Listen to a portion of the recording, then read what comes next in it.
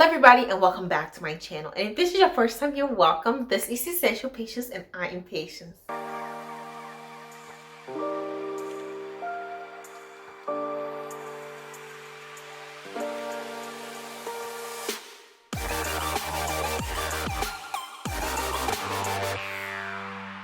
In today's video, we are talking about bonuses at work. Now, I know that if you're working full-time, a lot of jobs give bonuses pretty much earlier in the year. But if you already have a decent salary and you're able to live off and below your income, and finding different ways to really increase your contribution towards retirement in the form of 401k, I am about to talk about how to increase your contribution with your bonuses, because a lot of time the bonuses do not count towards it. So here are some ways that I found that you can introduce your contribution around the time you are going to be receiving your bonus. So here are 8 ways that you can increase your 401k contribution. Starting at number 1 is making a goal as to how much you want to contribute. This is much easier to do if you've already made your budget for the year. I tend to make a budget for the year. So towards the end of 2022, I made a budget for 2023. And there you can make goals as to how much you want to contribute to your 401k, Roth IRA, HSA, whichever ones you want to contribute, or even maybe just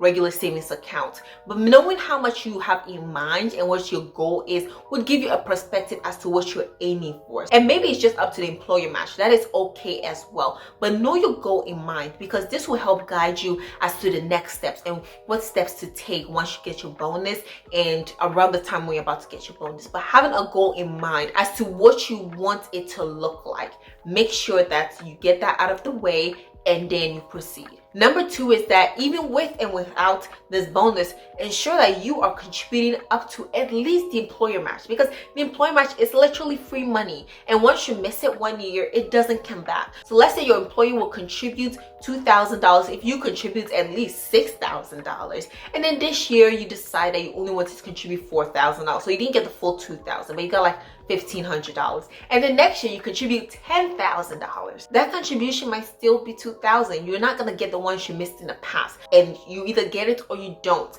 So either way, make sure that you're at least getting to the employer match. And you want to know this if you're gonna do this with your regular income or with the bonus coming, that's gonna help you boost it up. So be able to know that, and then it will help us move on to number 3. So number 3 is to do the mathematics of your employer contribution.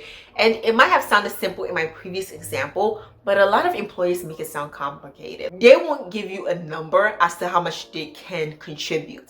It is very much a lot of math. And I know this because when I was looking for a job, whenever I got my offer letters, each company put it in so many different ways, and I had several job offers. So which job is offering more employer match? So I've heard some jobs say they would offer a dollar to dollar match up to like 5% of your salary. Some would say 5% of your total contribution. I've heard some say they will match like 50% up to 8, 10, some other percentage. So it's very confusing, and it is very specific to you whether they're matching to your base salary or they're matching to your contribution. So make sure that you have that in mind once you start, and get the number.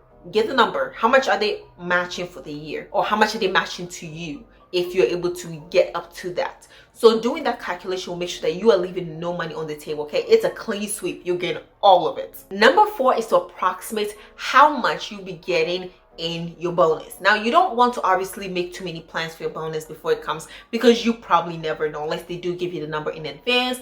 But just making sure that you have an idea as to it. Is your job the type of job that just gives a 1% bonus, a 10% bonus? What is it looking like? I think we all have a certain idea, and maybe for that year it's based on performance, so you may not be so clear as to what your performance would say about what type of bonus you would get. But you definitely want to know around the ballpark, because what you don't want to happen is for you to think that you're getting a $6,000 bonus and it turns out you're getting a $3,000 bonus. Not bad at all, but you just want to make sure that you have an idea as to how much you are getting your bonus, because this is really essential to what we will be doing in increasing contribution to your 401k based on that. And number 5 is to estimate how much of that bonus you want to contribute. So if you're getting a $3,000 bonus, do you want to contribute everything?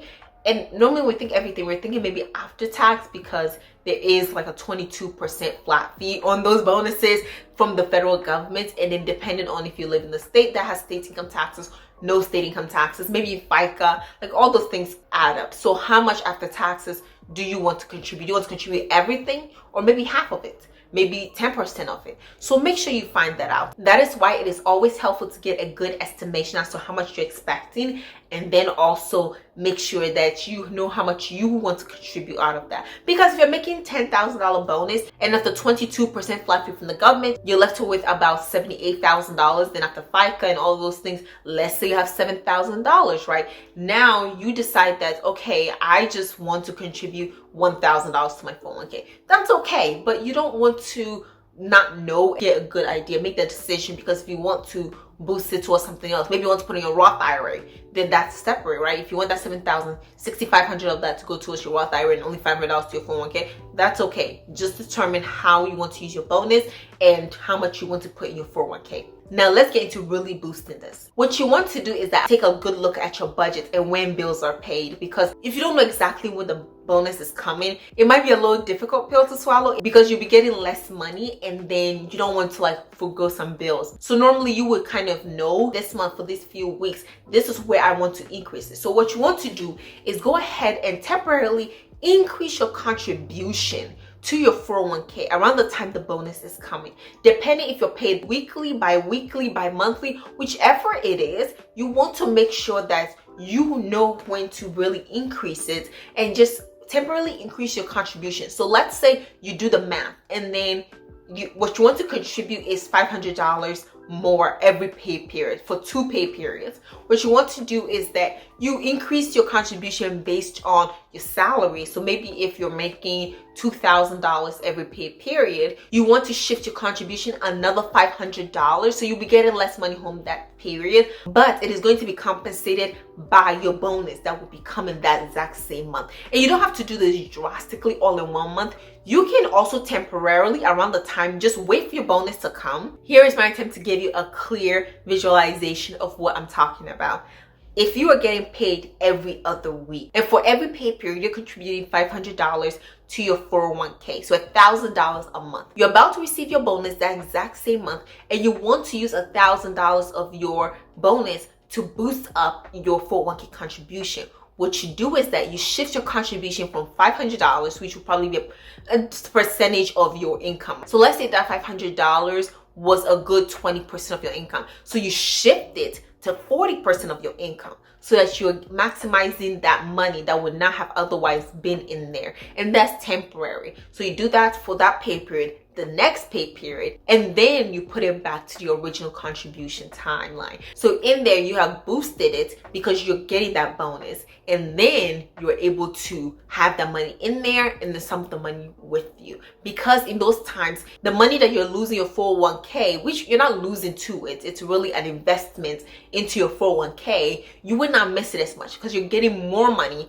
that month from your bonus. So what if you didn't want to do that and you wanted to go another way? So let's go to number 7, which is a different technique that you can use, which is you can just wait for your bonus to come back, and then what you do is that you realize how much money do I want to contribute out of this. So let's say even after taxes, you received a good $1,500 and you want to put just $500 into your 401k. What you can do is shift your contribution a little bit, and this one you don't have to do hard math if you don't want to, but you can just shift it up 10% and then gradually take it in as the weeks go on. So it just goes up, and once the $500 is in, you switch it back to your regular contribution if that's what you wanted. If you wanted it to go a little bit more, you do the exact same thing, but all you're doing is raising up your contribution temporarily for weeks at a time, pay periods at a time. So you're not putting in just right there. So you can still have your bonus, and then as the next coming months come on, the next coming pay periods, up to how much you want, and then you push it back to what it normally is. So in that way, you are able to still have the money first,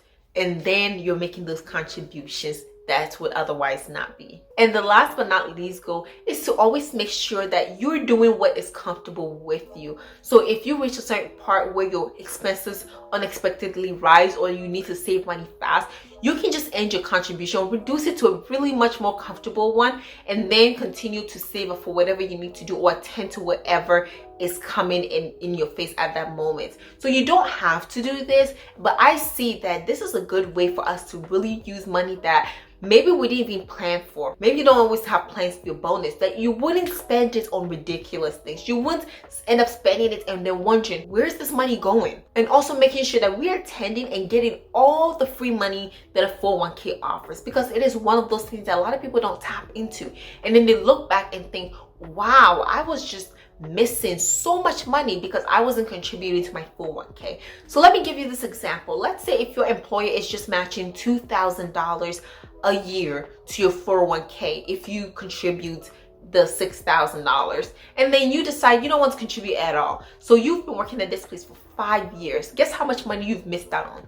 $10,000. And that does not include all the compound interest, all the interest that you would have earned otherwise. So just making sure that you go through and then you understand all the benefits your job comes with, that you are taking advantage of every free money. And if you don't know, remember to ask for help. HR is there. You can ask friends and family. You can always comment on this video and I will help you to the best of my ability. Even though I'm not a financial advisor, I would give you what I would do in that situation. So thank you for watching this video. Like, comment, and subscribe if you haven't already. And be sure to ring the notification bell because I post 2 videos a week on Tuesdays and Fridays.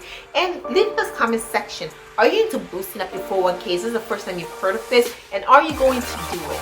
Thank you for watching and I'll see you in the next one.